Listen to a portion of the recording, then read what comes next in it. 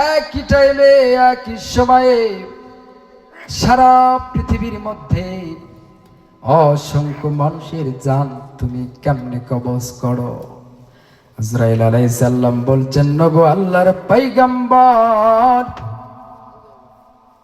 আল্লাহ রাব্বুল আলামিন আমাকে এত পর দিয়েছে, আমার হাতে যে ফলকটা দেখতেছেন এই ফলকের মধ্যে সারা পৃথিবীর মানুষের নাম ঠিকানা লেখা রয়েছে।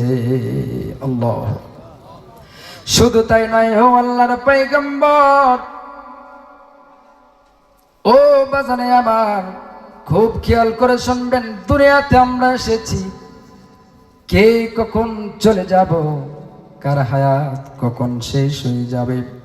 আজকের মাহফিল জীবনের শেষ মাহফিল হতে পারে, ঠিক কি না?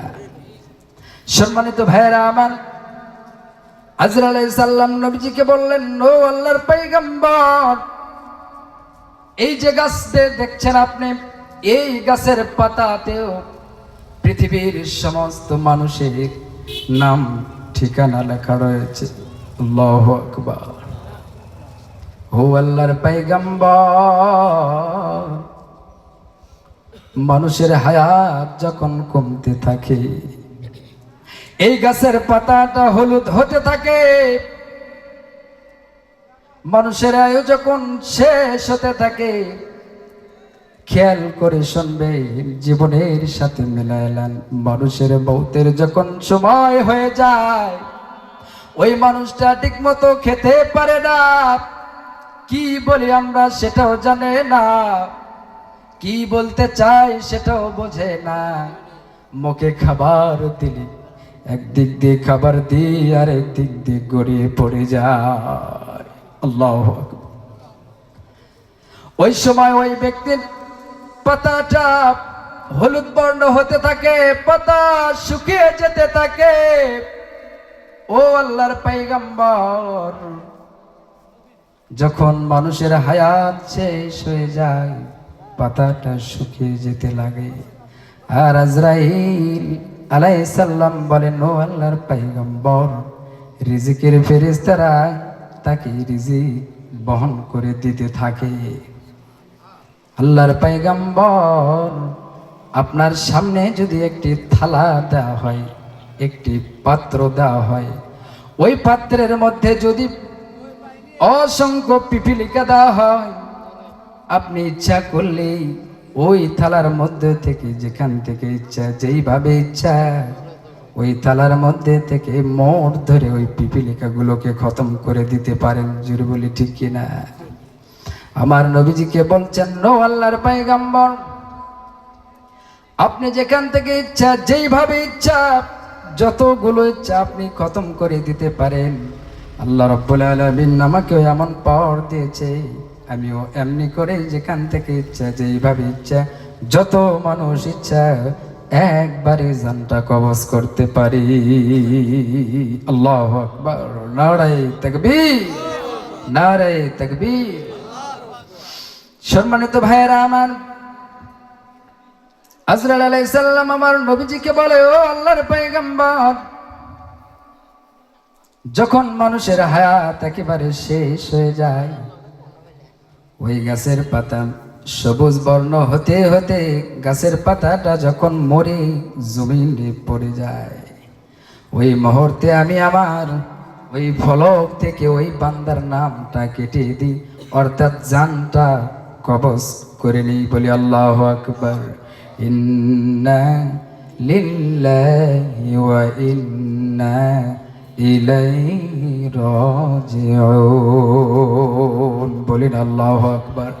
এই মাটি থেকে তোমাকে সৃষ্টি করা হয়েছে, এই মাটিতেই তোমাকে রাখা হবে, এই মাটি থেকে তোমাকে হিসাব দেওয়ার জন্য উঠানো হবে। আল্লাহু আকবার। ভাইরা আমার, কথা বোঝা যায়? কথা বুঝতে পারছেন তো ইনশাআল্লাহ? সম্মানিত ভাইরা আমার, গভীর মনোযোগ দিবেন।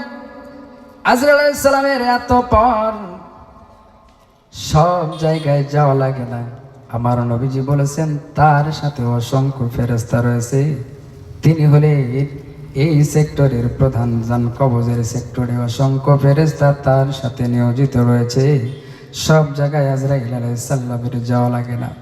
আমার নবীজি বলেন, ভাই আজরাইল রে, মানুষের জানটা যখন তুমি কবজ করো, ওই মুহূর্তে মানুষের কেমন কষ্ট হয় আমি একটু অনুভব করতে চাই, দেখতে চাই।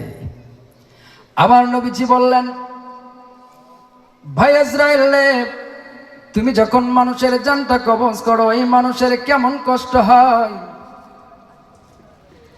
আমার নবীজি যখন আজরাইল আলাইহিস সালামকে বললেন, এমন সময় নবীজিকে বললেন, আল্লাহর একজন পয়গম্বর ছিল ইদ্রিস আলাইহিস সালাম, সেও জানতে চেয়েছিল মানুষের জান যখন কবজ করা হয় কেমন কষ্ট হবে।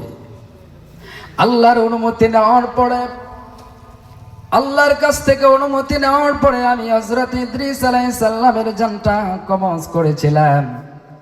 আবার আল্লাহর হুকুমে জানটা ফেরত দিয়ে তাকে জিজ্ঞাসা করেছিলাম, ভাই তোমার জানটা কবজ যখন করলাম তখন তোমার কেমন কষ্ট হলো? হযরত ইদ্রিস আলাইহিস সালাম বলেন, আপনি যখন আবার জানটা কবজ করলেন, মনে হয় কে যেন আমার শরীর থেকে চামড়া টেনে টেনে খুলছে। আল্লাহ। আজরাইল আলাইহিস সালাম বললেন, রে ভাই, আল্লাহর পয়গম্বরকে বলছি, তোমার মতো জান কবজ ইতিপূর্বে এত সুন্দর করে আমি কারু করিনি। এত সুন্দর করে তোমার জানটা কবজ করেছি, ইতিপূর্বে কারু করি নাই।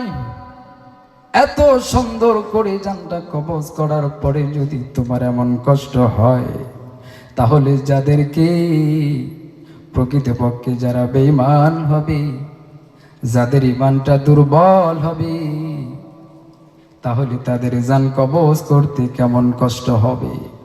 আমার নবীজি শুনছেন আর মনটা খারাপ হয়ে গেল।